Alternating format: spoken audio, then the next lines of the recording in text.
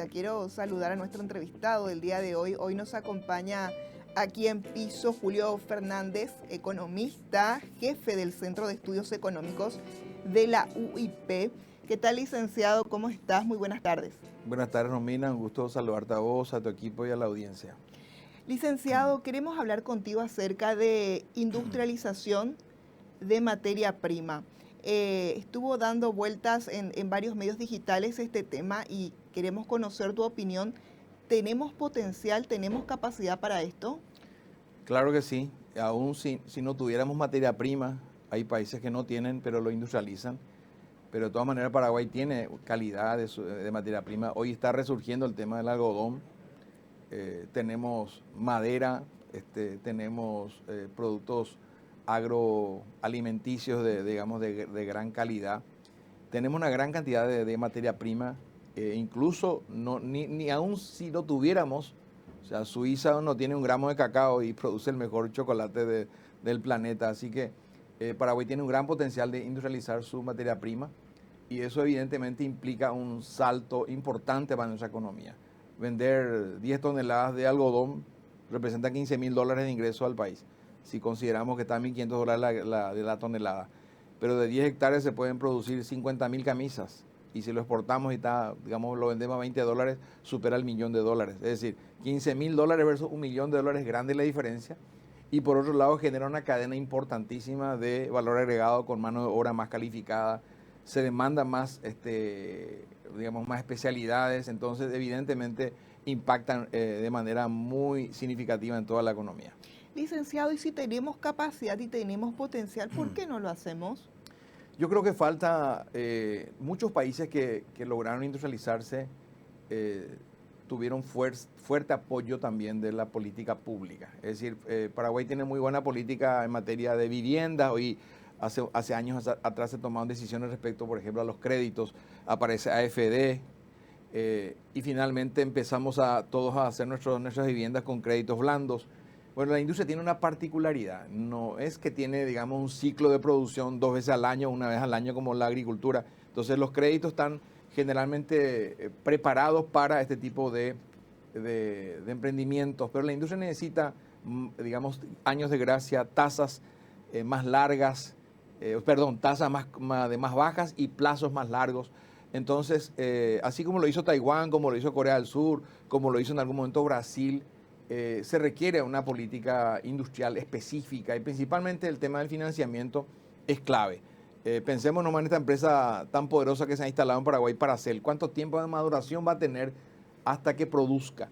Entonces, si nosotros esperamos que digamos, solamente inversión extranjera venga a instalarse porque ya tienen un capital formado y obviamente vienen de países desarrollados, obviamente nuestra industria todavía va a seguir postergada. Falta una política de financiamiento industrial que sea con tasas de desarrollo.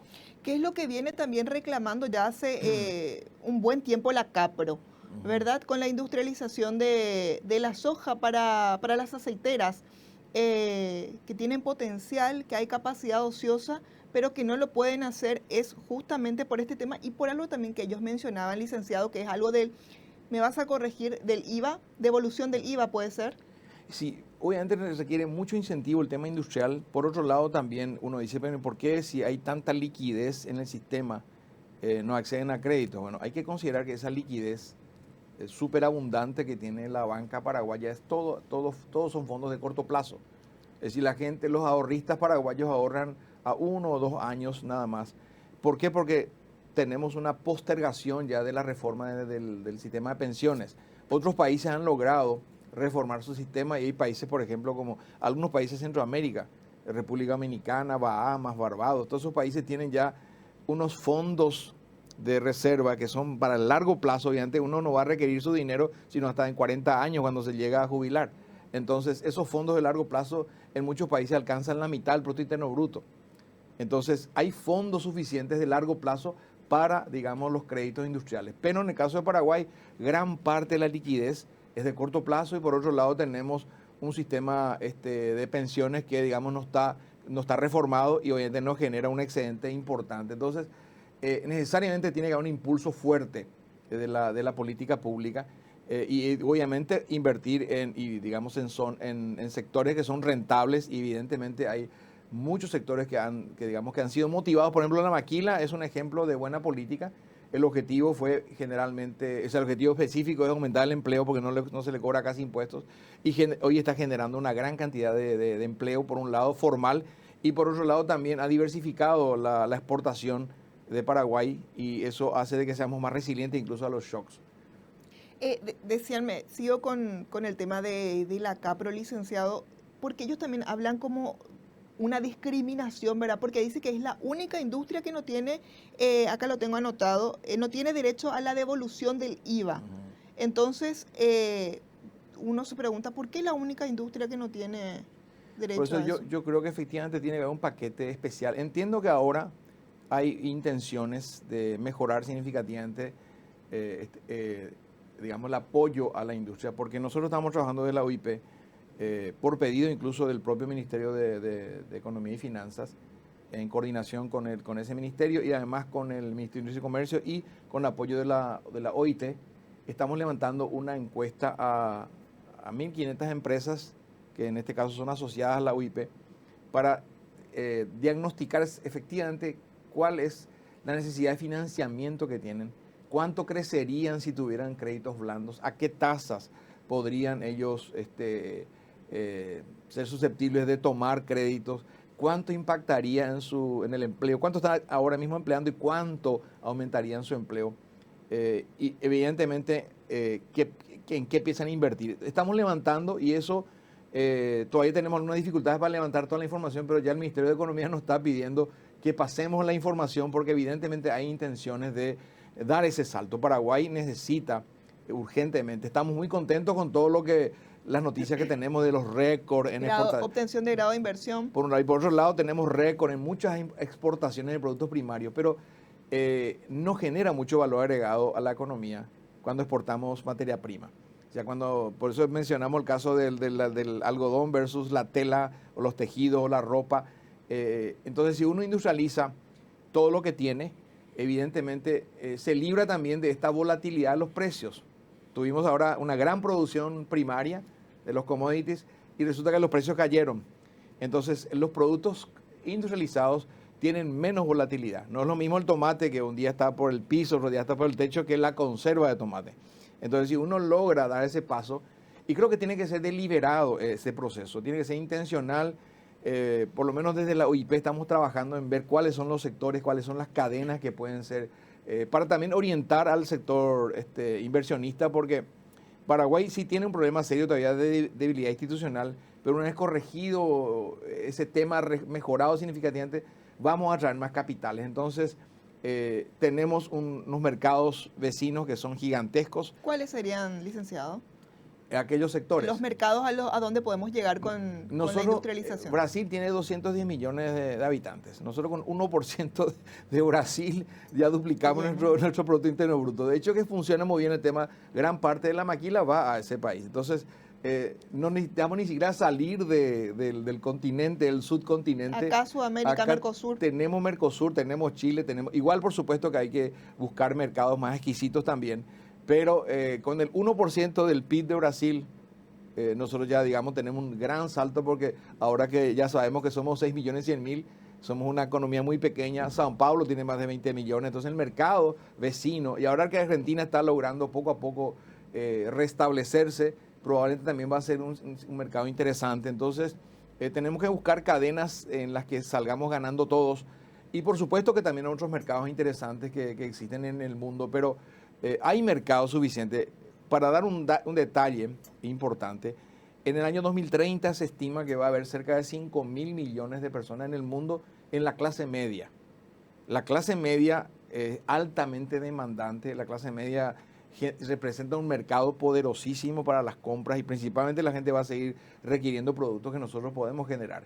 Entonces, también tenemos déficit en el tema de las industrias electrointensivas. Nosotros hemos vivido un carnaval energético y estamos consumiendo nuestra energía y en el 2031 se estima que ya gran parte de ese excedente se va a consumir y sin embargo no logramos atraer, deberíamos obviamente atraer electrointensivas ya con esta tarifa más baja y digamos un mundo que está también, como decía, a 2030, 5.000 millones de personas en la clase media. Es un gran... Va a subir la clase media entonces para esa... Exacto. para La esa clase media están básicamente en Asia, pero también incluso en América Latina. En América Latina la clase media también está creciendo significativamente. Es un mercado sumamente importante. Entonces, el mercado vamos a tener, digamos, en exceso incluso. Nosotros necesitamos dar ese salto y creo que una de las, por supuesto que hay más medidas que tomar, hay grandes desafíos para la industria, no solamente el tema del financiamiento también. Podemos, para poner un poquito, hacer un esquema, licenciado, de qué es lo que faltaría para poder dar ese gran paso, porque vos escuchás en los discursos del presidente, en el discurso del ministro de Industria y Comercio, el gran salto a la industrialización, ¿verdad? Pero ¿qué entonces lo que faltaría? Mencionabas tema créditos y tema cambiar algunas medidas tributarias. Sí, tienen que tener incentivos las industrias necesariamente para el despegue. Después, por supuesto, una vez consolidada ya las industrias se puede repensar, pero para el despegue, muchos de los países que han optado por crecer e industrializarse o acelerar el proceso de industrialización tuvieron un respaldo fuerte de la propia política pública. Y por otro lado, por supuesto que hay desafíos en mejorar la infraestructura, el capital humano también requiere un serio cambio, necesitamos que se aceleren procesos educativos. Por otro lado, SINAFOCAL y SNPP deberían ser mucho más dinámicos, apuntando directamente a la demanda de los sectores industriales. Y hay muchos otros elementos que hemos dado importantes saltos en materia de mejora en infraestructura. El puente Murtiño, Carmelo Peralta va a generar un movimiento enorme en la frontera. Las rutas que se están duplicando ahorran costos, ahorran tiempo, ahorran costos de flete, todo cuando eso. Esté la bioceánica también lo que se dice que va... La bioceánica va a representar, tenemos que aprovechar también que no sea que aprovechen los vecinos, porque ya Bolivia instaló un enorme puerto en Cañada Oruro, poderosísimo puerto, en la frontera con Paraguay, a 100 kilómetros va a estar la bioceánica. Por otro lado, se preparan los brasileños para utilizar el puente, son 1.500 camiones diarios que van a pasar por ahí, les ahorra creo que 15 o 17 días para llegar al mercado asiático. De modo que el resto del mundo está preparándose.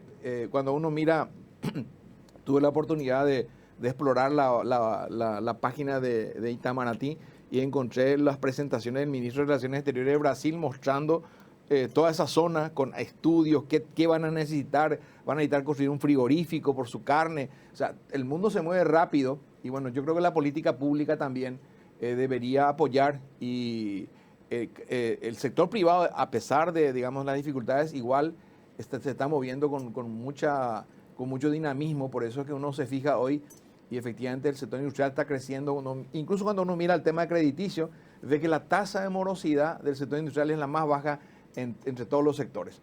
Entonces, pero es el momento clave para dar ese salto a la industrialización. De todas formas, licenciado, obviamente es rentable, porque decimos, bueno, ¿para qué entonces plantas tantas hojas si no puedes sacarle mucho provecho porque no puedes industrializar y solamente exportas los granos, ¿verdad? Pero de todas formas es rentable, pero eso se podría duplicar o triplicar, ¿verdad? Las ganancias. Así es, todos esos recursos. Cuando uno vende materia prima, está ayudando al desarrollo de otro país. Mencionabas el caso de Suiza, ¿puede ser? Con el cacao. Ellos importan entonces claro, el cacao. El cacao es un producto tropical. Suiza es un país de zona fría. Entonces uno conoce a Suiza, a Bélgica también, por sus famosos chocolates. Bueno, el cacao viene de países países, digamos, tropicales. Entonces, digamos, ¿cuánto valor agregado genera un chocolate versus, digamos, un kilo de cacao versus un kilo de chocolate suizo? Entonces, en la industria, nosotros lamentablemente hemos dado un paso por mecanismo de subsistencia, pasamos del primario al terciario sin pasar por un desarrollo secundario. Pero ese terciario es principalmente un mecanismo de subsistencia de la gente, muchos cuentapropistas, gente que se busca, digamos, su ingreso diario a través, digamos, de vender sus servicios. Pero ese paso de industrialización genera una gran capacidad al país de generar recursos, de potenciar digamos, la calidad del empleo y además formalizar el empleo.